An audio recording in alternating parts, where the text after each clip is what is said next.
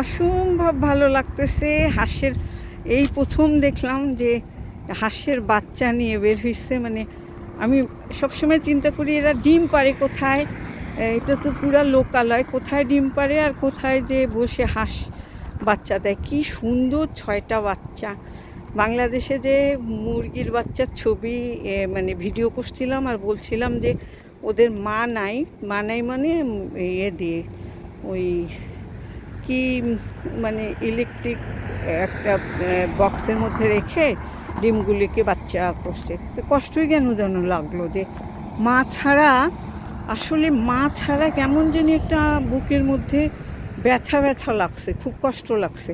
আজকে এই ভিডিওটাও আমি ছাড়বো, কথা বলতে বলতেই যাব। এত ভাল লাগতেছে। পরশু দিনে মা দিবস চলে গেল। মা মানে কি জিনিস, পশু পাখিরে বলেন আর মানুষের বলেন, যেখানেই বলেন, মা বিনা জীবন অর্থহীন। আমি ভয় পাচ্ছি যদি আমাকে আবার ঠোকর দেয়, তারপরেও বলি মা, মায়ের মতো আপন কেহ নাই আসলে এই দুনিয়ায়। এত ভালোবাসার, আজকে এই ক্যানাডায় এরকম বাচ্চা সহ হাঁস দেখে খুবই ভালো লাগতেছে। আচ্ছা চলেন সামনের দিকে যাই। তারপরে এমনিও আমি কাজ থেকে বের হয়েছি, কাজ থেকে বের হয়েই আমার অফিসের সামনেই এই হাঁসগুলিকে দেখলাম, তো অনেক ভালো লাগতেছে। তারপরেও হাঁটতে হাঁটতে কথা বলতে বলতে যাই যে কালকেও যখন মা দিবসের ভিডিওটা ছাড়ার মানে মানে কোনো কিছু তো আর মানে ওইরকম লিখিত নিয়ে কথা বলি না, বা ওইটা আসলে অত গুছায়, অনেক সময় কথা ছুটে গেলে আবার মনে হয় যে আচ্ছা ওইটা কথা বলিনি, যে যা মনে আসে তাই বলা। আবারও বলি, মা দিবস তো আর একটা দিনে তো আর বন্দি করে রাখা যায় না। মা তো মানে মা মানে পৃথিবীর সবচেয়ে মানে ভালোবাসার জায়গা। আবার সেটাই বললো যে মাতৃভূমি, মা মানে সেইটাকেও কিন্তু মায়ের সঙ্গে তুলনা করছে, যে মাতৃভূমি মানে মা যেখানে, কথাটা। যাই হোক, ভালোই লাগতেছে। ওয়েদারটা সকালে ছিল ঠান্ডা, আবার এখন ঠান্ডা না, গরম গরম, কিন্তু তবুও ভালো বাতাস। অর্থাৎ এদেশে কিছুই বুঝবেন না, সকালে যদি খুবই ঠান্ডা হয়, বিকালে আবার দেখা যাচ্ছে গরম বা বাতাস বা এরকম। তারপরেও সব মিলে ঠান্ডার সময়টাও ভালো লাগে। ঠান্ডার সময়টা রাতটা অনেক বড় হয়, অনেক বড় হয়। মানে 4:30-5টার মধ্যে সন্ধ্যা, মানে 4:30টায় সন্ধ্যা হয়ে যায়, পুরো রাতটা অনেক বড় হয়। আর এই সামারে আবার রাতটা অনেক ছোট হয়। মানে ঘুমিয়ে অনেক সময় কাজের জন্য যে বাসায় এটা ওইটা করে 9:30টায় একদম সূর্যটা ডুবে, আর রাতটা একটু ছোটোই মনে হয়।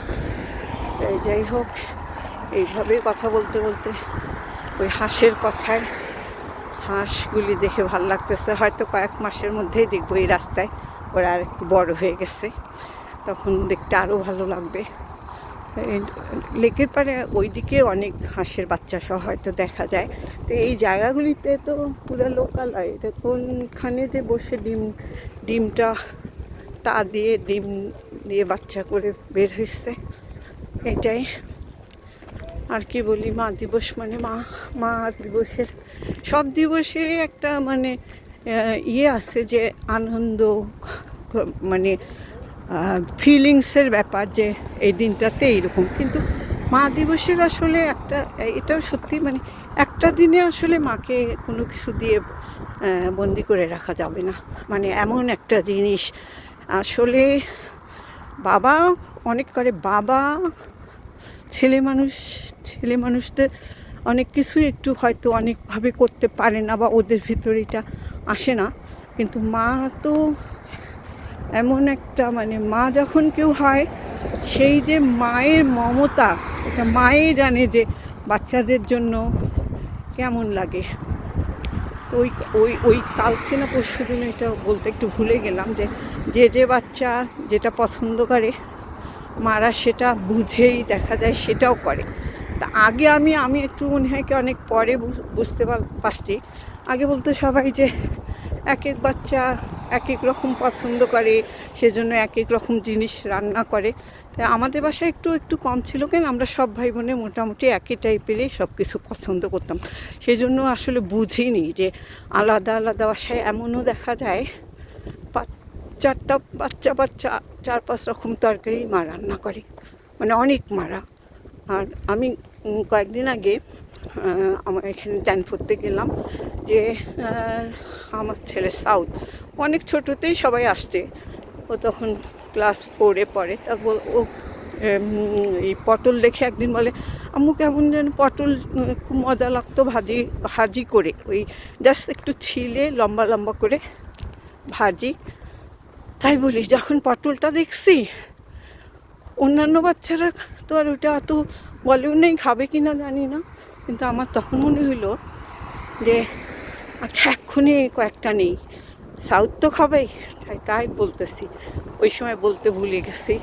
যাই হোক, সবার সবার কাছে মায়ের যে ভালোবাসা অনেক বড়। আমি হাঁটতে হাঁটতেই কিন্তু ওই আমার বাসের স্টপেজে যাব, বাসও চলে আসবে, আমি একটু আস্তে হাঁটতেছি, তো একটু জোরে হাঁটতে হবে। সবাই ভালো থাকবেন, সব কিছুর ঊর্ধ্বেই সব কিছু মিলেই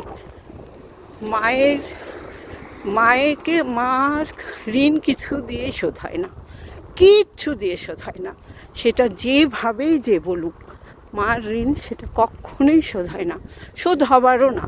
আর মারা যেটা করে কোনো স্বার্থ নিয়ে করে না, এটাও বড় কথা। অনেক ভালো থাকবেন, সুস্থ থাকবেন, নিজে ভালো থাকবেন, তবেই তো অন্যকে ভালো রাখতে পারবেন। আচ্ছা, গুড মুডে থাকেন, আজকে এই পর্যন্তই।